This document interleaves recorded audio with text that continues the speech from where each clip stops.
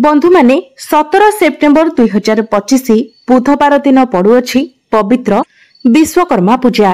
चलित वर्षर विश्वकर्मा पूजा को बहुत ही खास एवं विशेष बोली माना जाउअछि, कारण एही दिन कन्या संक्रांति मध्य पड़ुअछि एवं एही दिन एकादशी मध्य पड़ुअछि। गोटे दिन रे संक्रांति, एकादशी एवं विश्वकर्मा पूजा पड़ुअछि, तेणु एही गोटे दिन को बहुत ही शुभ दिन बोली माना जाउअछि। एही विश्वकर्मा पूजा दिन अनेक शुभ जोगर निर्माण हेबाकु जाउछि। आयुष्मान जोग, महालक्ष्मी जोग, अमृत सिद्धि जोग, एहीपरि 62 प्रकारर शुभ जोगर निर्माण हेबाकु जाउछि। तो बंधु माने आजिर एही भिडियोटी आपणक पई बहुत ही खास एवं गुरुत्वपूर्ण हेबाकु जाउछि। आजिर एही भिडियो रे आमे माने जानिबा जे एही विश्वकर्मा पूजा दिन घर को केउ गछर चेर आनिबा द्वारा एवं निजर गलारे किंबा हातरे धारण करिबा द्वारा आपणकर समस्त मनस्कामना पूर्ण होइजिब। भाग्य आपणकर साथ देबाकु लागिब, जहा फलरे आपणकर समस्त आर्थिक समस्या दूर होइजिब एवं आपणको कोटिपति बनिबार मध्य केही अटकाई पारिबे नाही। आपण जेउ भी क्षेत्र को जिबे सेठारे आपणको सफलता प्राप्ति हेबो। वर्ष सारा केबे भी धन अर्णर अभाव हेबो नाही, गृह रे टंका पैसार अभाव हेबो नाही। तो बंधु माने आजिर एही भिडियो रे म आपण माननकु जेउ गछर चेर एहा सबुठारु शक्तिशाली एवं जबरदस्त गछ अटे। आपण निश्चित भाबरे एही विश्वकर्मा पूजा दिन एही गछर चेर को आनी आपणकर शरीर रे धारण करंतु। ताहा गलारे हेउ किंबा आपणकर हातरे आपण धारण करंतु। देखिबे वर्ष सारा आपणक गृह रे धन अर्णर अभाव हेबो नाही। आपणक जीवन रे धन, सुख, समृद्धि एवं वैभवर प्राप्ति हेबो। तो बंधु माने सेथि पई आपण माने भिडियोटी को शेष पर्यंत निश्चय देखंतु एवं भिडियोटी को लाइक करी चैनलटी को सब्सक्राइब करि दियंतु। कमेंट बॉक्स रे भक्ति एवं श्रद्धार सहित जय श्री जगन्नाथ, जय मां लक्ष्मी निश्चय लिखंतु। तेबे बंधु माने आमर हिंदू संस्कृति रे अनेक प्रकारर पौराणिक मान्यता को महत्व दिया जायछि जे एपरि अनेक वृक्षलता रहिथांती जो माने बहुत ही शुभ एवं पवित्र होइथांती। एपरि अनेक वृक्षलता रहिछंती जो माने आम जीवन रे चलिथिबा अनेक समस्या को दूर करि देई पारिथांती। विशेष कथा हेउछि जे वृक्षलतार लोक माने ना केवल पूजार्चना करिथांती बरं एहाको औषध रूपरे मध्य प्रयोग करिथांती। एहा अनेक प्रकारर बेमारी को ठीक करि देई थाए। तेबे सेही वृक्ष मानक मध्यरु आजिर भिडियो रे मो आपण मानकु एपरि किछि वृक्ष संपर्क रे कहिबाकु जाउछि जहा बहुत ही शक्तिशाली गछ अटे। तेबे एही गछर चेर को आपणकु एही पवित्र दिन रे आनिबाकु पड़िबो एवं ताहाकु पूजा करी आपणकु एहाको आपणकर गला किंबा हातरे धारण करिबाकु हेबो।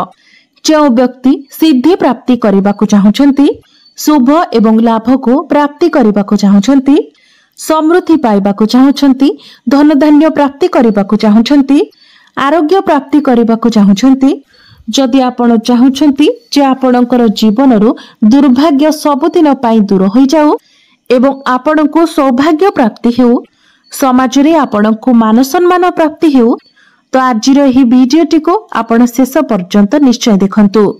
तो बंधु माने आजिर एही भिडियो रे म आपणको जेउ सब गछ मानक विषय रे कहिबाकु जाउछि सेति मध्यरो कोनोसी गोटिए भी गछर चेर आपणको एही दिन निजर घर को आनिबार अछि।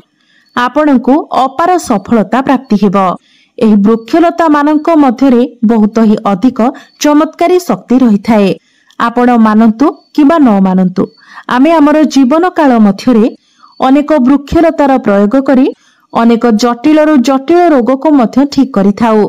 तो आजिर एही भिडियो रे मो आपणको जेउ गछ विषय रे कहिबी आपण एहाको एही पवित्र दिन रे आनी पूजा करी निजर गलारे किंबा हातरे बांधि दियंतु। देखिबे तुरंत ही आपणको एहार लाभ प्राप्ति हेबो। आपणको सेही समस्त जिनिस प्राप्ति हेबो जेउ समय को आपण दीर्घ दिन धरी प्राप्ति करिबाको चाहुथिले। बंधु माने दामिका रत्न पिंधिबा परिवर्ते जदि आपण एही वृक्षलतार चेर को धारण करिथांती तो ताठारु आहुरी अधिक शुभ परिणाम आपणको प्राप्ति होई थाए। तो सर्वप्रथमे आपण एही गछर चेर को आनी निजर ठाकुर घरे पूजा करी धूप दीप देई पूजा करि नियंतु।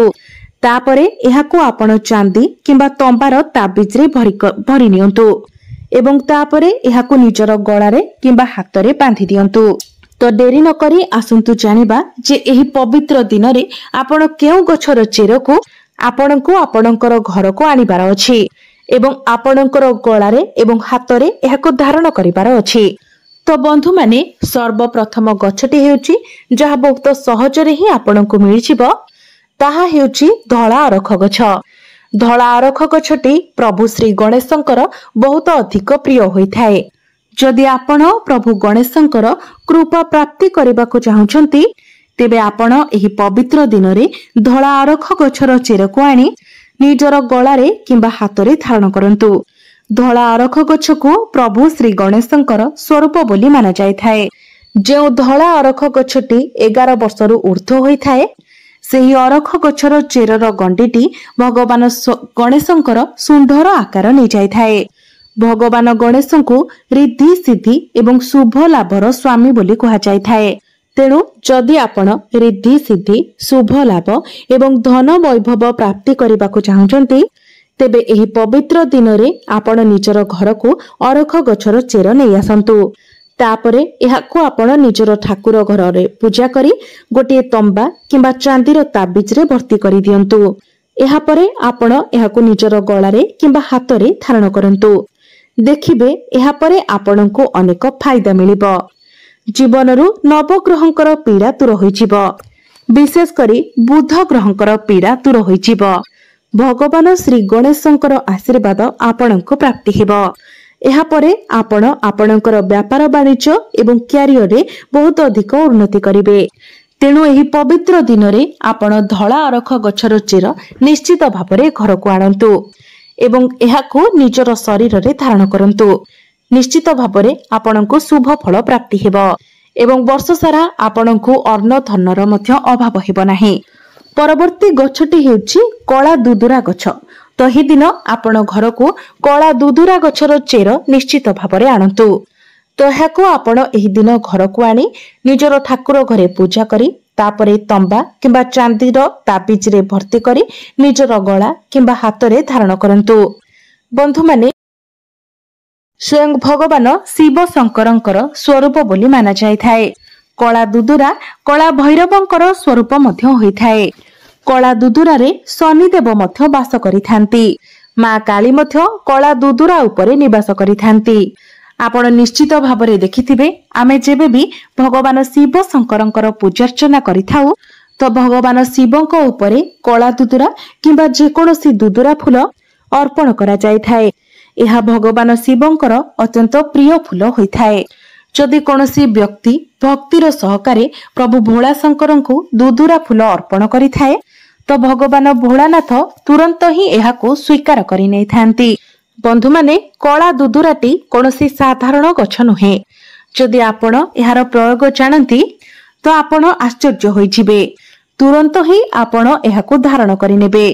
तो वनस्पति शास्त्र अनुसारे कळा दुदुरार प्रभाव बहुत ही अधिक रहिथाए।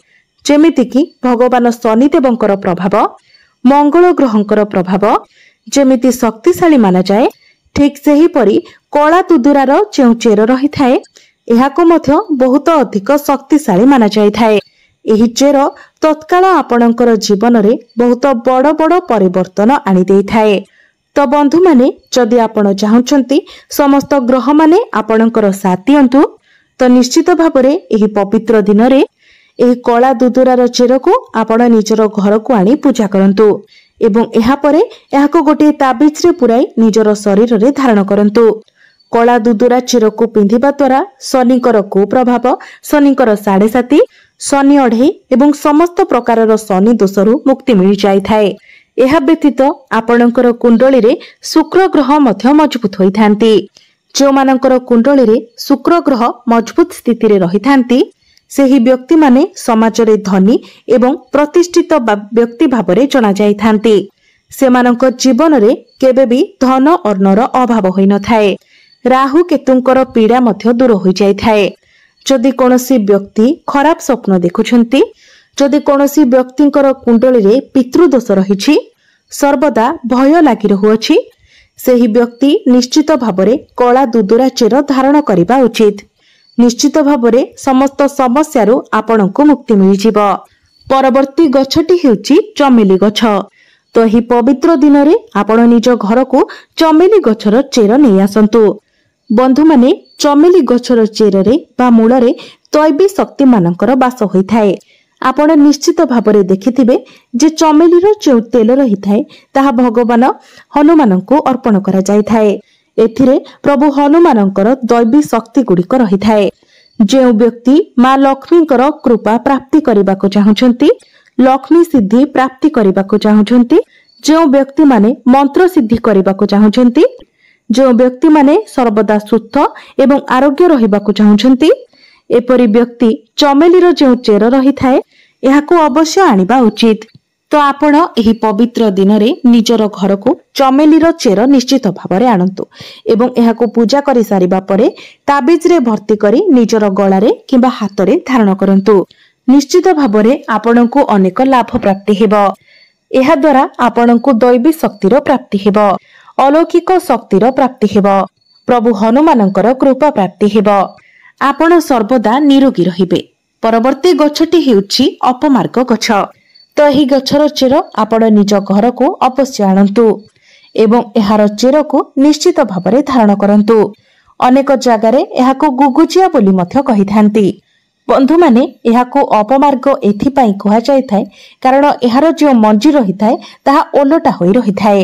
ଏଥିପାଇଁ ଏହାକୁ ଅପମାର୍ଗ କୁହାଯାଇଥାଏ, ଅର୍ଥାତ୍ ଏହା ଦୁନିଆ ଠାରୁ ଓଲଟା ଚାଲିଥାଏ। ଏହି ଅପମାର୍ଗର ମଞ୍ଜିକୁ ସନ୍ଥ ମହାତ୍ମା ମାନେ ସବୁଠାରୁ ଅଧିକ ପ୍ରୟୋଗ କରିଥାନ୍ତି। ଯେଉଁ ଅପମାର୍ଗର ମଞ୍ଜି ରହିଥାଏ ତାହାକୁ କ୍ଷୀରି ବନାଇ ଖାଇବା ଦ୍ୱାରା 1 ମାସ ପର୍ଯ୍ୟନ୍ତ ଭୋକ ଲାଗିନଥାଏ। ସେଥିପାଇଁ ସନ୍ଥ ମହାତ୍ମା ମାନେ ଏହାର ବୀଜକୁ କ୍ଷୀରି ବନାଇ ଖାଇଥାନ୍ତି ଏବଂ ଅଧିକ ସମୟ ପର୍ଯ୍ୟନ୍ତ ସାଧନା କରିଥାନ୍ତି। ତ ଏହାକୁ ଏହି ପବିତ୍ର ଦିନରେ ଆପଣ ନିଜର ଘରକୁ ନିଶ୍ଚିତ ଭାବରେ ଆଣନ୍ତୁ ଏବଂ ଏହାକୁ ତାବିଜରେ ପୁରାଇ ନିଶ୍ଚିତ ଭାବରେ ଧାରଣ କରନ୍ତୁ। ଏହାକୁ ଧାରଣ କରିବା ଦ୍ୱାରା ଆପଣଙ୍କର ଶତ୍ରୁମାନଙ୍କର ନାଶ ହୋଇଥାଏ। ଗୋଟିଏ ବିଶେଷ କଥା ହେଉଛି, ଯେଉଁମାନେ ବଶୀକରଣ ପ୍ରାପ୍ତ କରିବାକୁ ଚାହୁଁଛନ୍ତି ଏପରି ବ୍ୟକ୍ତି ଅପମାର୍ଗ ଚେର ନିଶ୍ଚିତ ଭାବରେ ଧାରଣ କରିବା ଉଚିତ। ଏହାର ଚେରକୁ ଧାରଣ କରିବା ପରେ ଆଧ୍ୟାତ୍ମିକ ଉନ୍ନତି ହୋଇଥାଏ, ଭାଗ୍ୟର ତାଲା ଖୋଲି ଯାଇଥାଏ। ଆପଣ ଯେଉଁ ବି ଜାଗାକୁ ଯାଇଥାନ୍ତି ସେଠାରେ ଲୋକମାନେ ଆପଣଙ୍କ ଆଡ଼କୁ ଆକର୍ଷିତ ହୋଇଥାନ୍ତି। ଏହି ଚେରକୁ ଧାରଣ କରିବା ପରେ ଯେଉଁ ନବଗ୍ରହଙ୍କର ପୀଡ଼ା ହୋଇଥାଏ ତାହା ମଧ୍ୟ ଆପଣଙ୍କ ଜୀବନରୁ ଦୂର ହୋଇଯାଇଥାଏ। ଯେମିତିକି ଶନି ପୀଡ଼ା, ରାହୁ କେତୁ ଦଶା, ଏସବୁ ଆପଣଙ୍କ କୁଣ୍ଡଳୀରୁ ଦୂର ହୋଇଯାଇଥାଏ। ପରବର୍ତ୍ତୀ ଗଛଟି ହେଉଛି ଅପରାଜିତାର ଗଛ। ବନ୍ଧୁମାନେ, ଅପରାଜିତାର ଫୁଲଟି ଶନିଦେବଙ୍କୁ ଅତ୍ୟନ୍ତ ପ୍ରିୟ ହୋଇଥାଏ। ମା ଦୁର୍ଗାଙ୍କୁ ମଧ୍ୟ ଏହା ଅତ୍ୟନ୍ତ ପ୍ରିୟ ହୋଇଥାଏ।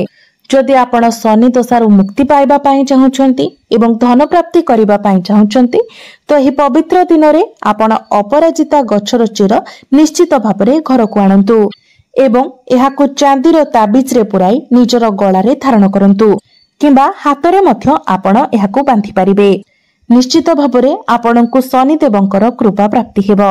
ବର୍ଷ ସାରା ଆପଣଙ୍କ ଗୃହରେ ଧନ ଅର୍ଣ୍ଣର ଅଭାବ ହେବ ନାହିଁ। ଆପଣଙ୍କ ପାଇଁ ଭାଗ୍ୟର କବାଟ ଖୋଲିଯିବ। ଯଦି ଆପଣଙ୍କର ଯୋଗ୍ୟତା ଥିବା ସତ୍ତ୍ୱେ ମଧ୍ୟ ଆପଣଙ୍କୁ ଚାକିରି ମିଳିପାରୁନଥିଲା ତ ଆପଣଙ୍କୁ ଚାକିରି ପ୍ରାପ୍ତି ହେବାର ମଧ୍ୟ ଯୋଗ ବନିବ। ଆପଣଙ୍କର ଆଧ୍ୟାତ୍ମିକ ଉନ୍ନତି ହେବ। ତ ବନ୍ଧୁମାନେ, ଏହି ପବିତ୍ର ଦିନରେ ଏହି 5ଗୋଟି ଗଛ ମଧ୍ୟରୁ କୌଣସି ଗୋଟିଏ ଗଛର ଚେର ଆପଣ ନିଶ୍ଚିତ ଭାବରେ ଘରକୁ ଆଣନ୍ତୁ ଏବଂ ନିଜର ଗଳାରେ କିମ୍ବା ହାତରେ ଏହାକୁ ଧାରଣ କରନ୍ତୁ।